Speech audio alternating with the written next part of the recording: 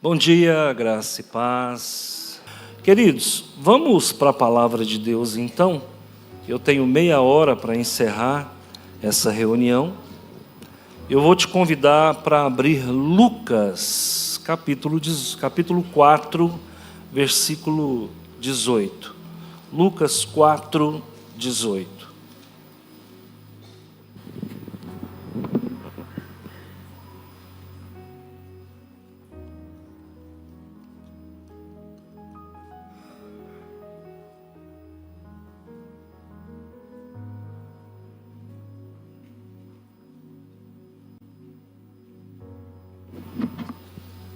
Muito bem, todos acharam. Nós vamos fazer a leitura. A palavra do Senhor está assim, Almeida, Revista e Corrigida, 4, versículo 18. O Espírito do Senhor está sobre mim, pois que me ungiu para evangelizar os pobres, enviou-me a curar os quebrantados do coração, a apregoar liberdade aos cativos, a dar vista aos cegos e pôr em liberdade os oprimidos, a anunciar o ano aceitável do Senhor.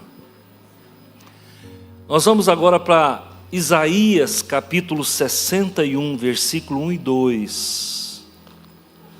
De onde que Lucas tirou isso, né? Está aqui Isaías 61, ainda na Revista e Corrigida. Todos acharam? Pode olhar pelo telão.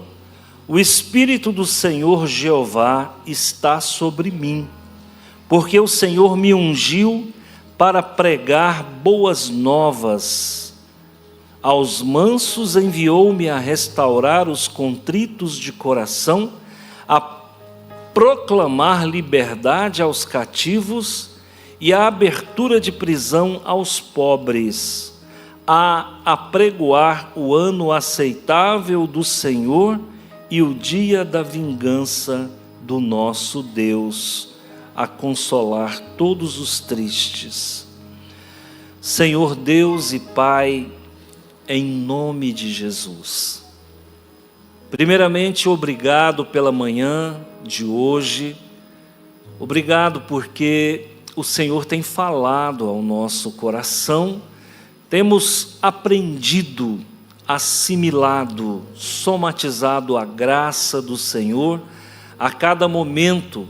Senhor, protege a tua igreja, protege o Arraial, a Igreja Batista Nacional Central de Rio Verde, todos aqueles que estão conectados na live, também aqueles que estão presentes e porventura aqueles que não puderam comparecer. Da mesma forma, abençoa-os com a tua mão santa e maravilhosa, em nome de Jesus. Irmãos, nós estamos aqui diante de um texto que primeiramente está em Isaías. Todo mundo sabe, é de conhecimento de todos, que Isaías era o profeta messiânico. E esse texto, a grande pergunta, nós aprendemos hoje na aula de hermenêutica, que nós temos que fazer algumas perguntas para o texto, né? E o pastor José Wilson conversava comigo lá fora, e ele falou assim: pastor, sabe o que eu estou gostando dessas aulas? Porque está abrindo a mente dos ouvintes, das pessoas que estão fazendo seiva. E eu falei para ele, inclusive abrindo a mente deles para analisar o que a gente prega. E é a grande verdade. Agora vocês vão ouvir pregações e vão dizer: ixi, a hermenêutica não foi tão bem aplicada. Nós estamos produzindo provas contra nós mesmos, né? Mas nós queremos uma igreja capaz de avaliar, capaz de discernir. E nós que lidamos com conhecimento, nós não podemos ter medo de ensinar. Tem igrejas, e a grande maioria, os pastores não querem que as ovelhas saibam do que eles sabem, porque acaba que nivela, o conhecimento nivela as pessoas. Mas graças a Deus aqui nós não temos essa neura, nós não temos essa dificuldade. Queremos que vocês tenham as ferramentas para que vocês possam avaliar, para que vocês possam também julgar no critério acadêmico tudo aquilo que é ensinado. Mas a primeira pergunta que vem a nós é: quem escreveu esse livro? E aqui, irmãos, nós estamos diante de um gargalo histórico-teológico da alta crítica textual. Qual que é o gargalo? Acredita-se, mas isso não é de consenso dos historiadores, que existiram 3 Isaías. Pastor, o senhor vai contar isso para a igreja? Eu vou, irmão. Eu sou fuxiqueiro. Nós temos a alta crítica, ela vai dizer que existem 3 Isaías, e que o livro de Isaías é um compêndio que perfaz aproximadamente 300 anos. Isso é o que a alta crítica diz. Nós ensinamos para vocês que só existiu um Isaías. Mas, quando os críticos vão para o texto, eles chegam a uma conclusão, e essa conclusão é científica, é a ciência da religião. Eles chegam à conclusão que não pode ser o mesmo Isaías que escreveu todo o livro. Por quê? Porque existem diferenças literárias de escrita. Quando nós escrevemos um livro, nós deixamos a nossa marca. Se você ler esse livro aqui, você vai ver que há uma marca que é minha. Existe aqui um enredo literário, existe aqui uma narrativa, uma colocação de ideias que é pertinente à minha forma de falar, de pensar. Você vai ver que aquele primeiro livro que você leu, que nós escrevemos, A Mente, um campo de provas ou de bênção, ele está bem erudito. Você vai ver que ele está bem erudito. Esse não, ele já é um livro que nós colocamos numa linguagem bem popular, mas exatamente para poder alcançar mais pessoas. Aquele lá é um livro de estudo, esse aqui é um livro de devocional. Então não tem como você fazer com a mesma erudição literária. Mas você vai ver, os historiadores dizem que o livro de Isaías tem 3 autores. E aqui, segundo a alta crítica, é o último Isaías. Alguém que se fez passar por Isaías e que fez as devidas colocações literárias. Bom, segundo então essa ciência da religião, quando que esse livro foi escrito? Eu já sei que é Isaías, ou o suposto Isaías, mas quando que ele foi escrito? Aqui acredita-se que se deu essa escrita quando eles voltaram para Jerusalém, no período pós-exílico, 70 anos depois. E o que eles se depararam? Eles se depararam com o caos, a terra arrasada. Exatamente o que a Rússia fez na Síria para combater o Estado Islâmico, exatamente o que Israel fez em Gaza, que é a terra arrasada, e o que os Estados Unidos e Israel estão fazendo com o Irã. O Irã vai virar um monte de escombros. Já foram atingidos mais de 3.000 localidades. E agora eles estão atirando bombas que vão descer até 60 metros e explodir os bunkers, onde estão guardados os armamentos belicosos do Irã. Mas voltando aqui, eles acreditam que esse contexto aqui é de terra arrasada. Quando o povo chega lá em Jerusalém, eles veem tudo destruído. E esse terceiro Isaías, eu não estou colocando isso aqui como verdade absoluta, o pastor concordou que há um terceiro Isaías. Não, eu estou colocando para você como uma possibilidade, até remota de que seja. Mas esse terceiro Isaías, ele chega ali e ele encontra aquele caos, e em meio a esse caos, que é um fato histórico, ele então lança uma palavra profética com dupla referência. Ao mesmo tempo que essa palavra está se dirigindo ao povo daquela época, essa palavra, numa dupla referência, estará se dirigindo a um povo de outra época. Tanto é que Jesus se apropria desta perícope para dizer: hoje se cumpriu esta palavra aqui. E ele está dizendo: eu sou o ungido do qual falou Isaías no capítulo 61. Então você vê uma dupla referência desse texto, mas vamos voltar aqui no momento exato aqui. E o que está dizendo o texto? Aqui nós temos uma linguagem profética. Por que linguagem profética?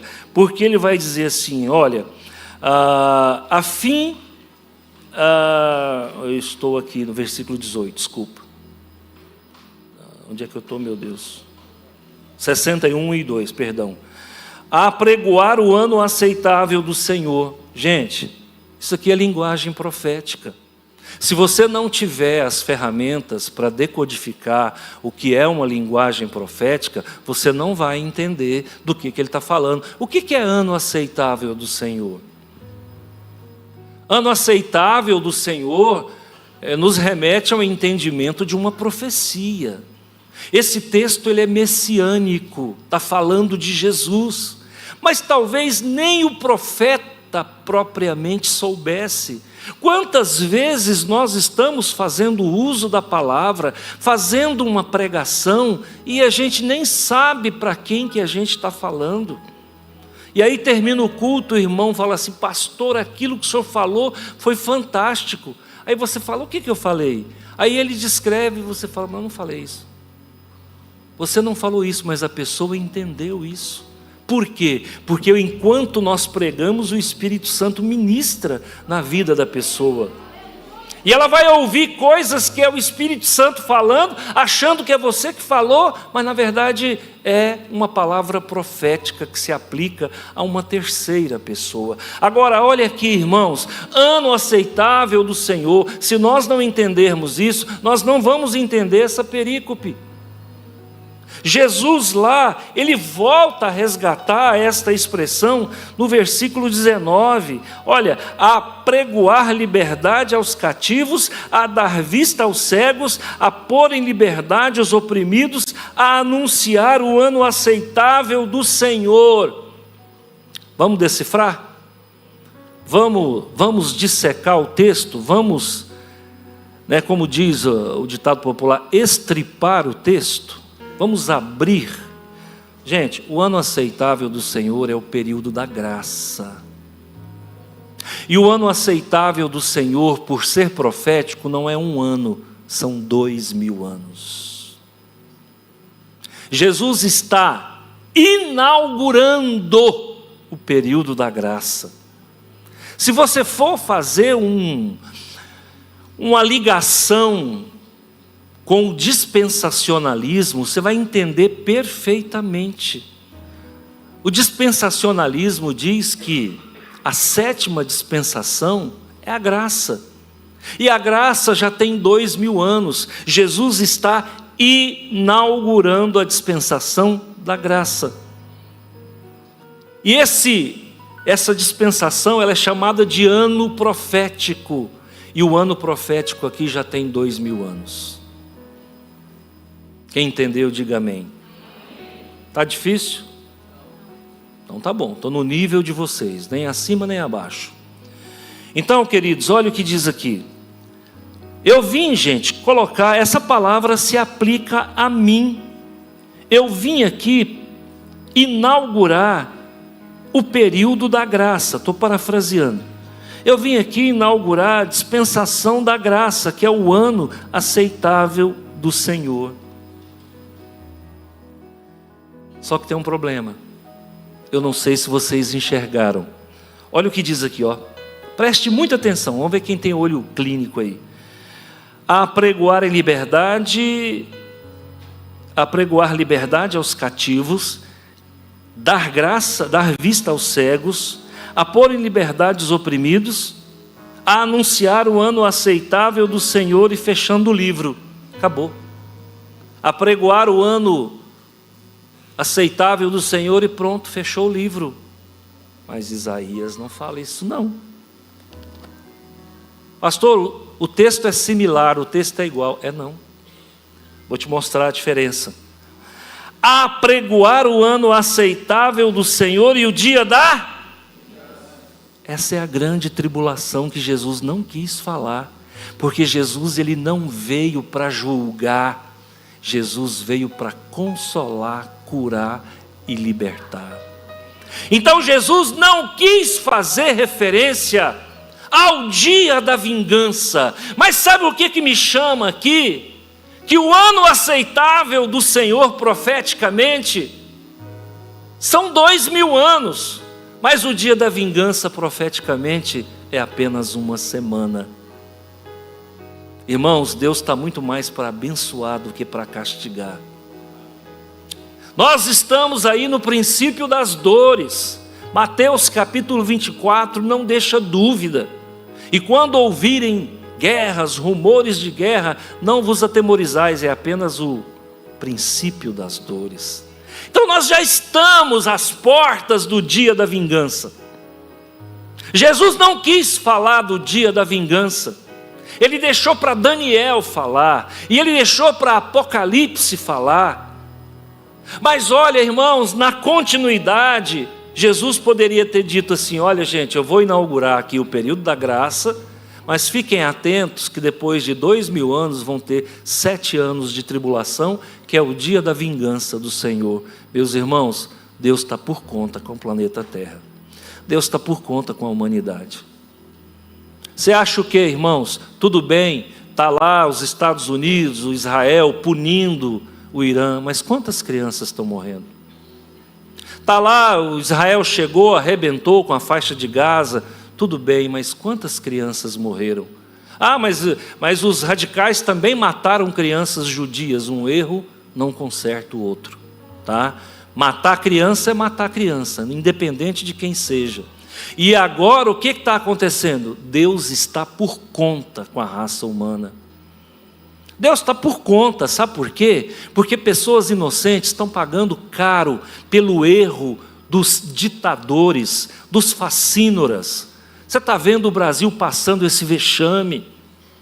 A mais alta esfera de poder do país está mergulhada numa corrupção sem precedentes. Nunca na história da República, e olha que a República foi inaugurada lá com o Marechal Deodoro da Fonseca, 1889, de lá para cá nunca tinha acontecido o que nós estamos vendo. Sempre houve corrupção ligada a pessoas, agora a corrupção está ligada a instituições. Agora não é mais o A, o B, não, é o governo federal que está corrupto, não, é a Suprema Corte que está corrupta, não, agora é a Câmara dos Deputados que está corrupta, agora é o Senado, em resumo, é o Congresso Nacional. Gente, você acha que Deus vai deixar barato isso?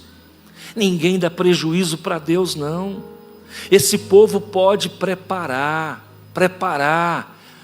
Um desses cidadãos que estão aí, que foi preso agora, tem uma matéria em que diz que ele chegou a gastar 200 milhões numa festa, num palácio da Itália.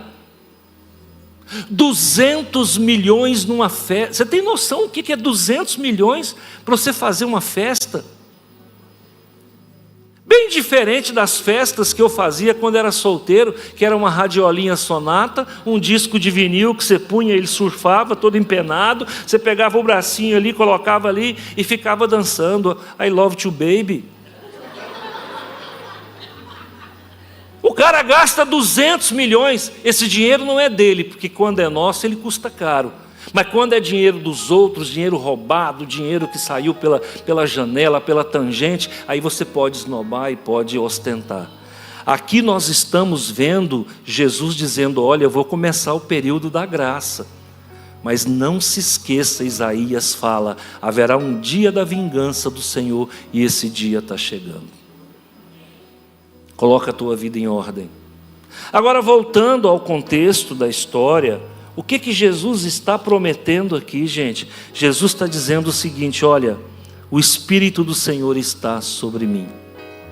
E a palavra aqui hebraica é machar, que dá origem a Messias. Jesus é o Messias.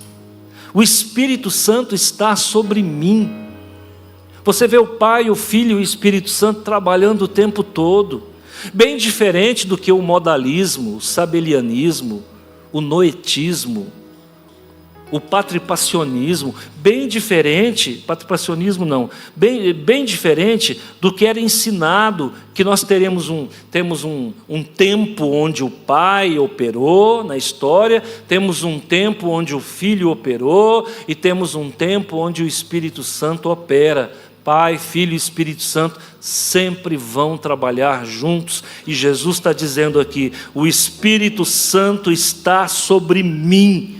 O Espírito Santo está trabalhando junto comigo e com o Pai, e Ele me capacitou, Ele me ungiu primeiro para evangelizar os pobres. Sabe por quê? Rico não quer nada com Deus.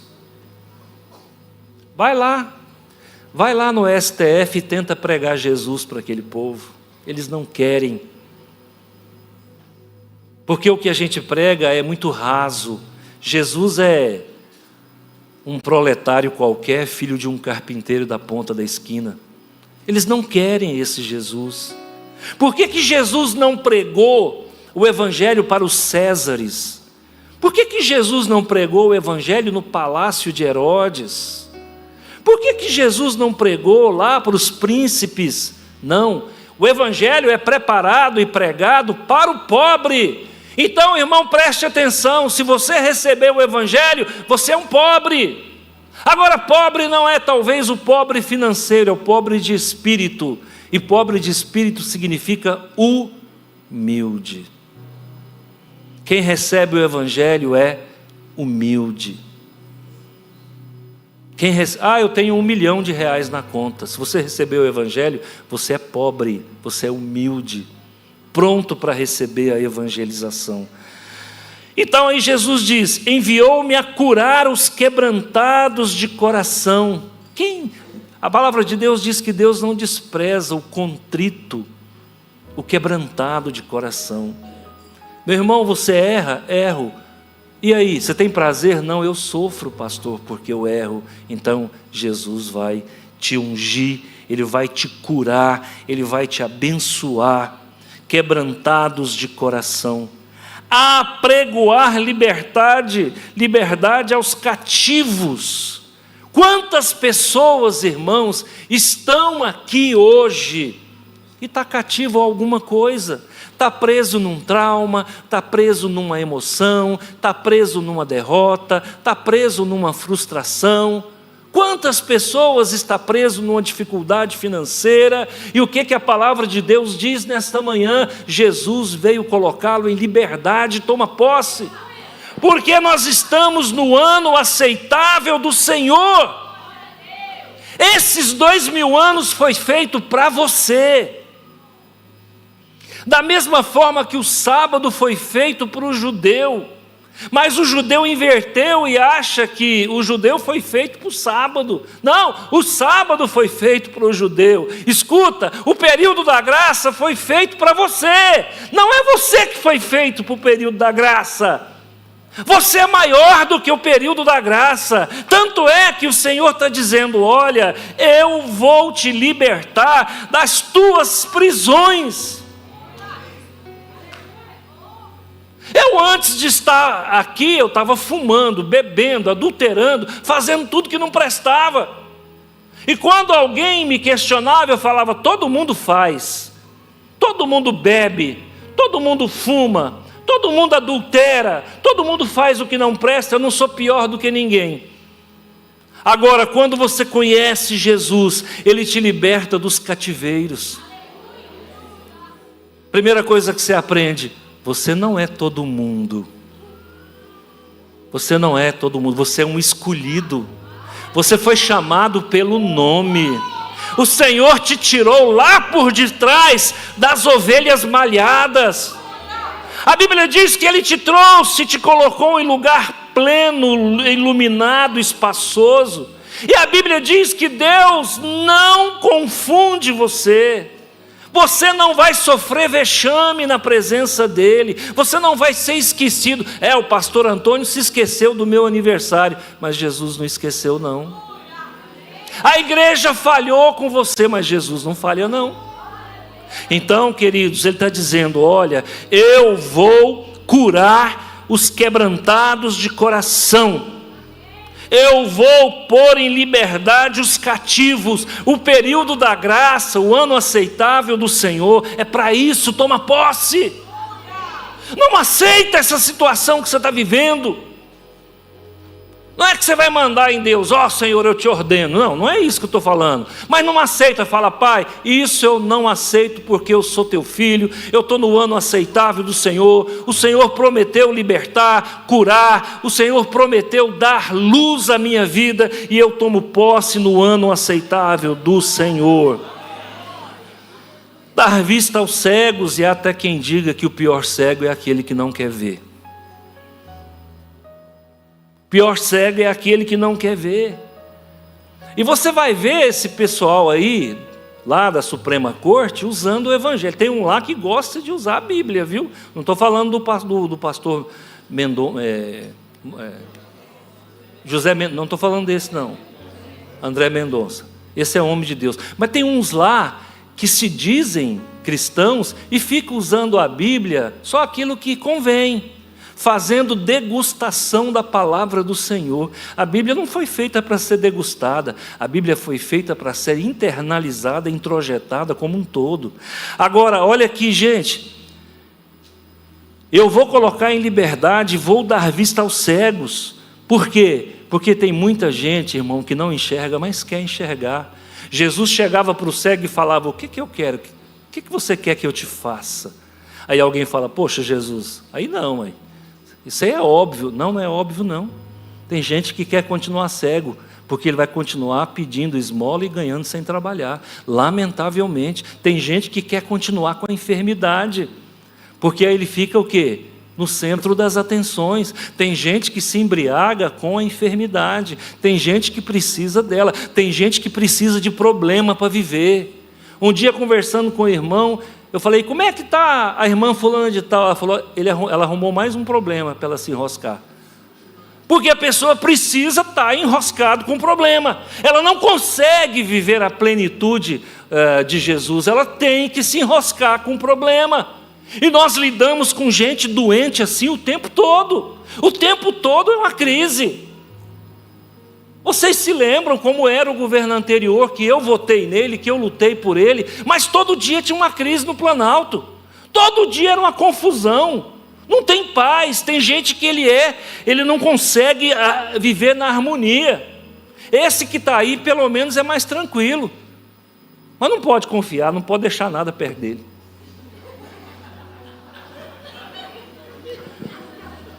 Então, irmãos, apregoar a liberdade, dar liberdade aos cativos, dar vista ao cego e pôr em liberdade o oprimido. Meu irmão, o que tem de gente oprimida na igreja, você não tem noção. O que tem de gente oprimida, espremida, vou usar uma palavra bem, espremida pelo maligno. O tempo todo a pessoa está apertada. Imagina aí um quitute. Quem lembra do quitute? Era um enlatado que você comprava, né, e cortava em fatias assim. Hoje parece que nem vejo mais. Aí começou a dar botulismo demais, a indústria saiu fora, né? Mas o quitute é o quê? É uma carne oprimida. O que é uma mortadela? É uma carne oprimida. O que são muitos crentes? São carnes oprimidas, que está prensado, está exprimido, ou por circunstância, ou por questões emocionais, ou por questões espirituais. O que Jesus está falando? Eu sou o fim do teu problema. Eu sou o fim do teu problema. Como é que está, irmã? Ela arrumou mais um problema para ela se enroscar. Pelo amor de Deus, gente, vive em paz. Deixa a paz de Cristo entrar na tua vida, Ele veio para te libertar. Sabe, não fica criando problema não. Um dia eu estava passando na rua e vi um cachorro correndo atrás do rabo assim, ó. Eu falei, se eu fizer um trem desse eu já desmaio, porque tem labirintite. Eu só de ver o cachorro rodar eu já comecei da crise. E ele ficou ali, quieta cachorro, ele quietava, passava um pouquinho, ele começava de novo. Lamentavelmente, gente, desculpa a analogia, tem gente que fica correndo atrás do rabo. Acorda, sai dessa matrix, sai! E aí, queridos, e por em liberdade anunciar o ano aceitável do Senhor. Jesus disse, hoje se cumpriu essa profecia, hoje começa o período da graça. No começo do ministério dele, a primeira coisa que ele fez foi abrir a dispensação da graça, e nós estamos nela até agora. Pastor, qual que é o benefício? A porta da salvação ainda está aberta, dá tempo. A porta da salvação ainda está aberta. Pastor, mas e aí? Eu acho que ele já está com a mão na maçaneta. O Espírito Santo já vai começar a puxar a porta. E aí, pastor? E aí é grande tribulação. Quer ficar? Fica. Eu estou partindo, vou embora com Jesus. O que você quer? Se Jesus voltar hoje, quem que fica feliz? E quem vai feliz? É melhor ir, né, irmão? Melhor ir, porque quem vai ficar vai sobrar, vai sofrer. E outra, deixa eu te falar, a casa que eu tenho é sua, pode ficar com ela. O carro que eu tenho é seu, inclusive os carnês, que eu não quero que ninguém deixe sujar meu nome. Paga aí, é tudo seu, irmão. É tudo seu. Vai ficar para o anticristo, o governo dele. Nós vamos subir como igreja. Ataviada, imaculada, santa, linda, maravilhosa. Você é a noiva de Jesus. E lá nós vamos participar de uma ceia. O pastor Antônio vai ministrar. Irmão, esquece o pastor Antônio. Lá é Jesus que vai ministrar a ceia. E lá você vai receber galardão. Enquanto a grande tribulação estiver acontecendo aqui, irmão, o pau pegando, vuc, nós vamos estar recebendo galardão. Pastor Rafael, você vai receber 4 asas. É o galardão dele. Você vai governar Nova York. Wall Street. Está vendo como é que é? Gente, nós vamos receber galardão enquanto o terrível dia do Senhor estiver acontecendo aqui. O tempo vai estar fechando. Deixa eu falar. As más línguas dizem que Jesus volta em 2028, viu? Pastor, o senhor está marcando data? Não. Eu estou falando o que estão dizendo aí. Que Jesus volta em 2028, completa 80 anos que Israel foi reconstruído. Uma figueira dura, uma geração dura de 70 a 80 anos.